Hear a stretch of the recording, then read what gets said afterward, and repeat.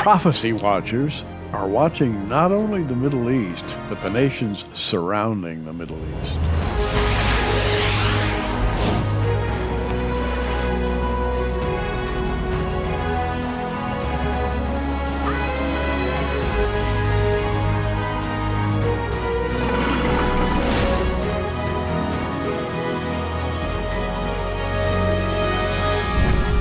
And here to talk about the Middle East, after much study, is author and lecturer Bill Salus. Bill, welcome back to Prophecy Watch. Well, thank you for having me, Gary. It's great to be here. Always good to have Bill because you know you're going to hear a lot. He packs a lot of detail into his studies. Now, do you want to start with Ezekiel 38 or Psalm 83? Well, there's a few differences. Why don't we go through a couple of the differences? Because some people think they're one and the same prophecies. I'll just briefly explain those. And then I think we'll spend some time on Ezekiel 38. Okay. Psalm 83 involves 10-member populations that share common borders with Israel, predominantly Arab, Israel's notorious enemies. They are defeated by the Israeli Defense Forces. So we've got different enemies, and we can see that we also have different defeats compared to Ezekiel 38. There's different motives. Psalm 83, they want to possess the land of Israel. Take for ourselves the pastures of God. They want to wipe Israel off the map, according to the prophecy, and take possession of the promised land. That's their motive. And then the results after the end of the battle, the defeat by the Israeli Defense Forces of these Arab foes, is that the ancient hatred that goes way back from time immemorial of the Arabs against the Jews is gone. No more oppression. It's over. Contrasting that to Ezekiel 38, different participants, 9 different member coalition. None of them share common borders with Israel. None of them are predominantly Arab for the most part. Their motive is different. They're coming for Israel's prosperity, plunder, and booty. And the Israeli Defense Forces are not stopping them. So they got different defeats. It's the God of Israel that stops them with an earthquake, fire, hail, and brimstone. It's a supernatural defeat. And then at the end, the results are different. It says that the Lord will make his holy name known through the midst of his people Israel. They will not profane it anymore, and the nations will know he's the Lord. So we've got 2 distinctly different prophecies here, Gary.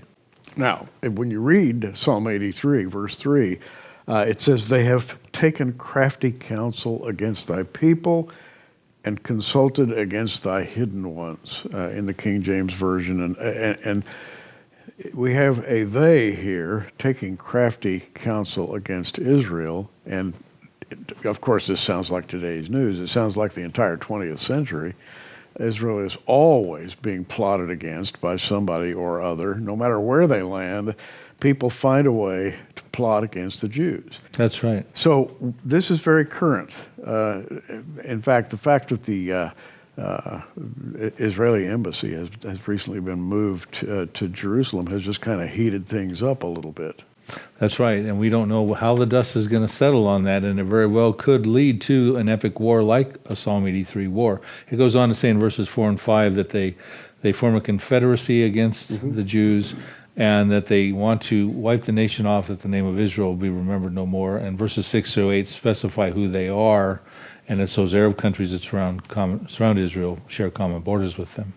Now, you pointed out that in Psalm 83, there's a sort of an inner circle, the close group of people around national Israel, whereas Psalm 83, Ezekiel 38 talks about a widespread group of enemies, all coming together. Yeah, I call them an outer ring. They don't share common borders with Israel, as I said, and again, their motives are different.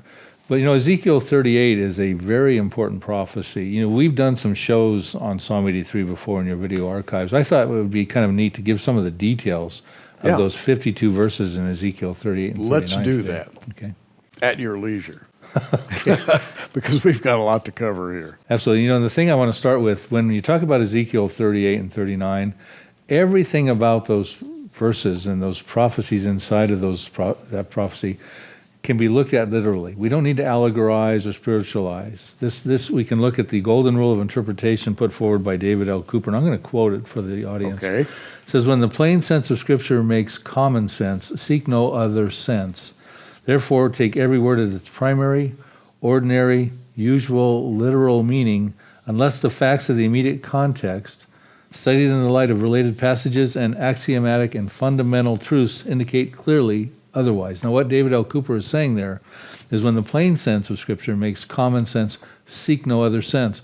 So as we go through the details of Ezekiel 38, we're going to look at everything very literally. There's no reason not to. Now, that brings us to Ezekiel 38, 1 through 6, and probably the most famous lineup of enemies in the history of the world, because you've got Gog, and we need to talk about who Gog is. That's been argued for many, many years. And Gog is accompanied by a number of nations, most of whom are fairly easy, I think, to understand. Yeah, and again, it's even like Psalm 83. You have to go back to the vocabulary, the vernacular, the time of these prophets. In Ezekiel's case, around 2,500 years ago, he did not have, Germany per se and Russia per se. So he would give us the names of the Gomer and Togarmah and Meshech and so on and so forth. So it's our job to find out who their modern day equivalents are. And the general consensus we see that you've got Russia, maybe some of the breakaway Soviet Republic Union states, the southern steppes of Russia, Turkey, Iran's in there as Persia, Ethiopia, Sudan, Somalia, Libya, Algeria, Morocco, Tunisia. These could all be part of it, some of those North African countries, probably all Muslim apart from Russia. There's an interesting side note, though, I want to glean from you, Gary, because you talked about this at your Prophecy Watchers conference in 2018. Some people, Arnold Fruchtenbaum and others, suggest that maybe even Germany might be involved in this. What's your thoughts on that? Well, it's you find here in verse 5, Persia, Ethiopia, Libya. We pretty much know who those countries are, what are their territories. In verse 6 says, Gomer and all his bands. And if you go back and just simply look up all of the usages of Gomer in the Old Testament, every reference to Gomer, it's very, very clear that it's the Germanic peoples. And the Germanic peoples have a dark history of allying themselves with Israel's enemies in the 20th century. This was definitely true going all the way back to 1918. They built a railway down through Turkey over to Armenia for the sole purpose of helping the Turks wipe out the Armenians, who were Christians. So Gomer has a kind of a stained reputation, and here we find Gomer, and I think that's the Germanic peoples in general, allied with the group that comes against Israel, which means this is an awfully big invading force. It is. It's so massive that the Israeli Defense Forces can't stop it. And we find out in the verses we're going to talk about how God stops it. What's interesting to me, though, is that Turkey is involved in Ezekiel 38. We're all clear on that. And you're talking about Germany and Turkey having a relationship that goes back. Way back. And they're going to have a relationship in the future together here. As a matter of fact, is there also not ideas about the Germanic-Turkish Railroad right now that they're working together? Absolutely. In fact, beginning in 1918, and then they've just poured $40 million in the last 6 months, as we speak here, into the building of this so-called Turco-Germanic railway, which ultimately is going to run all the way to China. Yeah, so a lot of people don't necessarily put Germany in the mix of these Confederate members of Ezekiel 38, but like you say, I think they deserve an honorable mention. They could be involved. Absolutely. Yeah. So we have here Turkey, Iran, Germany, Ethiopia, Sudan, Somalia, Libya. Let's talk about those. What's the status or the status of those countries right now? Yeah, predominantly Muslim, as are the other North African countries we talked about up there, Morocco and Tunisia, et cetera. We have Cush and Put are listed in there, Libya, et cetera. So a lot of us would think the consensus, well, it does go down into those other African countries, both north and on the east side. But what's interesting is the motive of this group is entirely different than Psalm 83. They're coming, and then we're told in Ezekiel 38, 7 through 13, we're getting a description of what Israel looks like at that time and what the evil plan is of the invaders.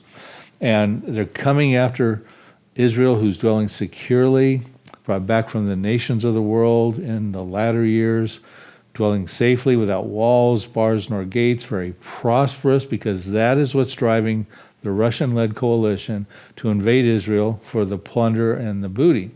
And what I contend with people is that look, that Israel in part only exists right now, and unless it exists entirely, we can't have the fulfillment of Ezekiel 38. And many of our colleagues tend to suggest that Ezekiel 38 could happen at the present time. Where I kind of part from that is I say, well, look, Israel has walls, bars, or gates. We're looking at everything literally. I'll give you a headline here. There's a 30-foot, this came out recently on the Times of Israel in September of this year. Headline, a 30-foot tall border wall goes up. The IDF says Hezbollah, Lebanese army are colluding. And it goes on to say the Israeli military this week publicly unveiled its 11-kilometer long, 9-meter tall concrete border wall. That's almost like 29 feet tall, if I'm not mistaken. And they talk about to prevent infiltration and sniper attacks. Now, Gary, they used to build walls to prevent infiltration. Matter of fact, just recently, it was talked about Israel found tunnels coming underground from Lebanon, Hezbollah tunnels. And there's other headlines we can talk about walls. There's walls being built around the Gaza. There's walls being built around Jordan. So they're not dwelling without walls, bars, nor gates, and they're not necessarily dwelling securely. And the Hebrew words he uses for dwelling securely are yeshav v'tak. He uses it twice. And it's his definition of it, we go back to Ezekiel 28, is dealing with a security, a dwelling securely because you've dealt with your enemies around you. You no longer have to worry about them or be concerned about them. I'm going to quote Ezekiel 28 verses when he tells us when they will dwell securely. And it's not quite yet. This has to happen. Ezekiel 28 verses 24 through 26. This is when Israel will dwell securely, and Ezekiel 38 could find fulfillment. Thus says the Lord God, when I have gathered the house of Israel from the peoples among whom they are scattered, and am hallowed in them in the sight of the Gentiles, then they shall dwell in their own land, which I gave to my servant Jacob, and they will dwell safely, yeshav v'tak. They will dwell securely, yeshav v'tak. But when? When I execute judgments on all those around them who despise them, people around Israel who despise them, then they shall know that I'm the Lord, their God. So we have people around Israel that despise them, the judgments need to be executed upon them. That's why they're building walls. That's why they're not dwelling securely. And those are the inner circle of Psalm 83.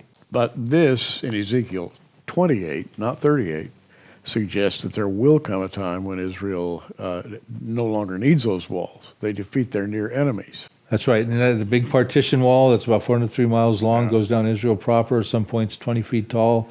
They won't need that anymore. It's not aesthetically pleasing for tourism. These walls are not being built to keep tourists in, but to keep infiltration out. Those who despise Israel, and in fact, despise is really a good word there. They really do despise Israel. Who are these nations right now that we're talking about? Yeah, harbored an ancient hatred from Israel from time immemorial. Yeah. Psalm 83 verses 6 through 8 identify them. And they're the surrounding countries of Lebanon. I call them that inner circle of countries. Syria, Iraq. These are all in Psalm 83. Hezbollah is up there now in Lebanon, terrorist organization. You got the Palestinians, I believe alluded to as the tents of Edom. You got Hamas is over there in ancient Philistia. We believe Egypt could be involved. Saudi Arabia could be involved. Even Jordan. And these, of course, are the countries in 1948 that came up against Israel in the war. They voted against there being in Israel in 1947. They came to war in 1948, followed up with some of them in 67 war and again in 73.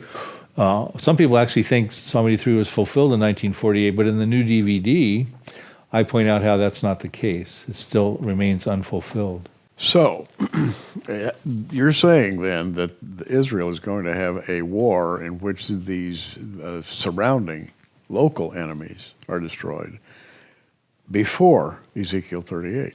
Right. Judgments need to be executed upon those who despise them. Then Israel can dwell securely, yeshav v'tak. That's by Ezekiel's own verbiage. He uses the same words in Ezekiel 28 two times and Ezekiel 38 And that makes logistical sense because Israel, having finally won against the surrounding enemies, would sort of relax and enjoy the new prosperity. And at that point in time, then, a new enemy is gathered. And they will likely expand territorially.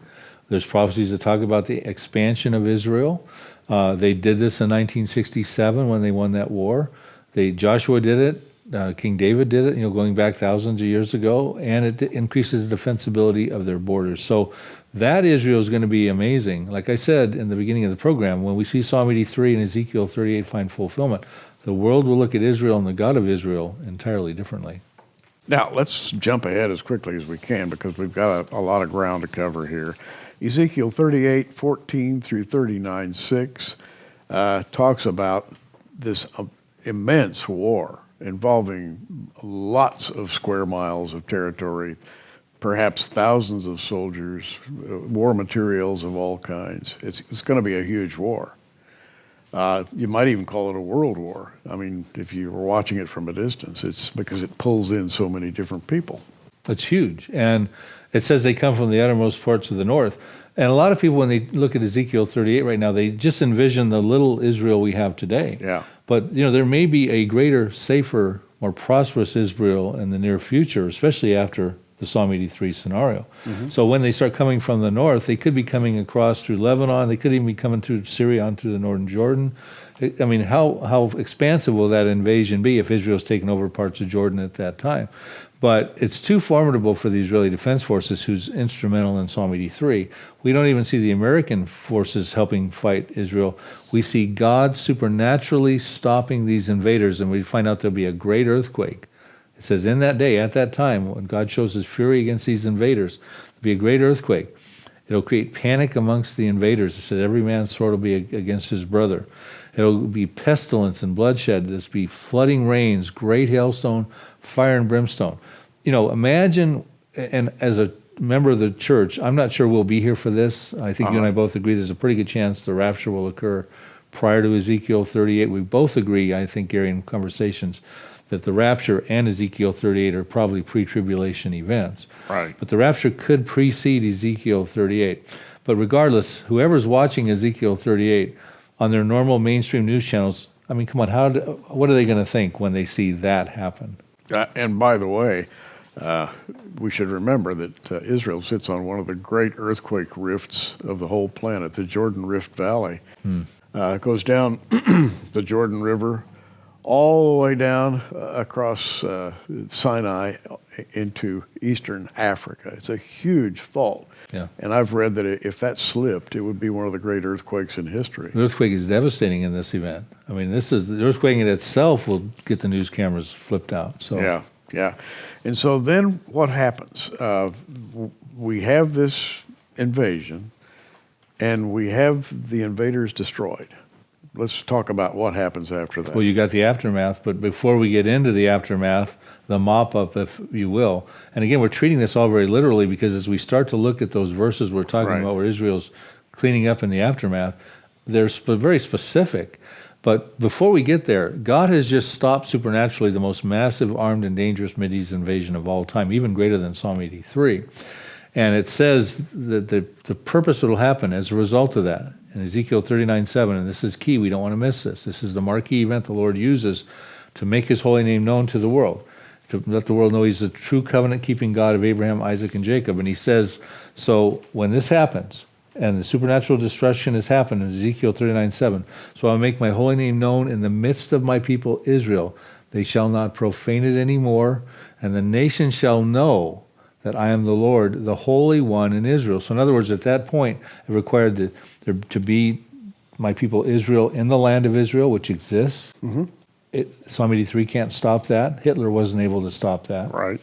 Then it also requires the land of Israel to still be under possession of them because it says, I'm the Holy One in Israel. We have those ingredients right now, and they're not going to change. So God's going to use that event to let the world know he's the covenant-keeping God of Abraham, Isaac, and Jacob. However, that does not mean the whole world will turn to Jesus Christ, will believe in the God of Israel, because we find out in the book of Revelation all the blasphemy that's going on and during the judgments and things like that. But he's given them official notice at that point. This seems like a nuclear war because they're going to be burying dead. Apparently the dead are just lying out in fields everywhere, and there are grave markers. People go out and locate bodies and mark them for burial. So this is going to be unprecedented in its scope. Well, now you're talking about the mop-up with the specific details we get through Ezekiel 39, verses 8 through 16. And you're right. Before we even get to the marking, it says they go out and they start burying the dead for 7 months in a valley east of some sea, very descriptive location. We have to figure out what valley are they talking about at that future time. Is it east of the Mediterranean? Well, that would, are they going to bury them in Tel Aviv? Contaminated corpses? Probably not. Are they going to bury them east of the Sea of Galilee? Probably not. That's dealing with Syria. East of the Dead Sea, if they have possession of Jordan, perfect location in a valley called Hamon-Gog, meaning the hordes of Gog. Doesn't even exist yet today, but it will exist. And then they'll burn the weapons for 7 years. And it says the world will give renown, they'll respect Israel in the midst of that. And what you're talking about is after the 7 months of burial, there's still contaminated corpses strewn all over. They've got to go mark them. It sounds like a hazmat experience. Professionals go out and mark the dead bones and bodies. Something has wiped soldiers out en masse. In other words, this is huge. And that suggests some field-grade nuclear weapon or something that would just burn people up. Yeah, backfiring on them. Every man's sword will be against his brother. So they're coming down, intending to use these weapons against Israel. But after the defeat, Israel actually takes those weapons and uses them to the advantage of their civilization. They convert them to fuel. They burn the weapons. Amazing dichotomy. And some technologies involved there that didn't exist at the time that Ezekiel wrote this. That's right. How do you convert those types of technologies into usable fuel and energy? And of course, Israel's so brilliant in all these technological areas, they will have a way to do that. Now, what happens to Israel after all this is finished? How does Israel come out in the eyes of the world? Well, they gain world renown. You're watching little Israel, now probably expanded after Psalm 83. Their God has stopped them. The Israeli Defense Forces stopped Ezekiel 38. That got the world's attention. Psalm 83. That got the world's attention. All of a sudden, Israel can't rest on its laurels very long. Here comes this massive Ezekiel 38 invasion, probably not too far behind it, and God stops that, and the world's in awe, and Israel's cleaning up and gaining world renown. And then it goes on to say in Ezekiel 39, verse 17, a very interesting thing that I think we can actually also take literally as well. It says, you have a sacrificial meal. It says, speak to every bird, beast, assemble yourselves, come, gather together from all sides to my sacrificial meal, which I am sacrificing for you, a great sacrificial meal on the mountains of Israel, those very mountains where the invaders were coming in, mountains of Israel from the uttermost parts of the north, that you may eat the flesh and drink the blood of these invaders. Know what's interesting, Gary? A couple headlines for you. So remember, when birds of prey come to feed upon a carcass, they have to be in the local proximity to get there. Birds can't come across the Pacific or Atlantic Ocean because they think there's some food that they're sniffing out across over in Israel, right? They're not going to come from Canada. I doubt it. They've got to be there. Carnivorous birds of prey. This is a phenomenon that's been going on over the last 10 to 20 years in Israel. Here's a few headlines. Now, these are mostly birds of prey. That they're not indigenous birds to the area. Haaretz says on January of 2012, long lost starlings are flying back to Israel. Haaretz News on May 2007, the Iraqi birds that made Aliyah to Israel. They're coming into Israel, the flocks of birds. Times of Israel in January of 2016, why Israel is a pilgrimage site for birds. Just a couple more quick headlines. Haaretz, January of 2017, Israel's 500 million birds, the world's 8th wonder. What's going on? The birds are already coming over. Is that how close Ezekiel 38 could happen? And then January of 2017, Jerusalem Post, the Israeli vulture population is on the rise. So isn't this incredible? It is, and I'll never forget, first trip to Israel, we witnessed clouds of birds of prey, vultures and the like, circling, and I had never seen anything like that in my life. And our tour guide at the time noted that there seemed to be more and more of them in recent years. Yeah, when the sacrificial meal occurs, they're not going to be taking 2 weeks to migrate from other countries. They've got to be right there, and they got to be indigenous at that time. Very interesting. So, review for me Ezekiel 38. What, in a minute or two, what do you see concerning this war relative to the tribulation, relative to where we are right now? Well, the timing of Ezekiel 38, and I don't know if we'll have time to go through it right now, but when I look at all the potential timings, since it has a few preconditions, I do believe it won't happen at the present time until Israel's dwelling securely without walls, bars, or gates, and that sort of thing. We talked about that. Judgments have to be executed.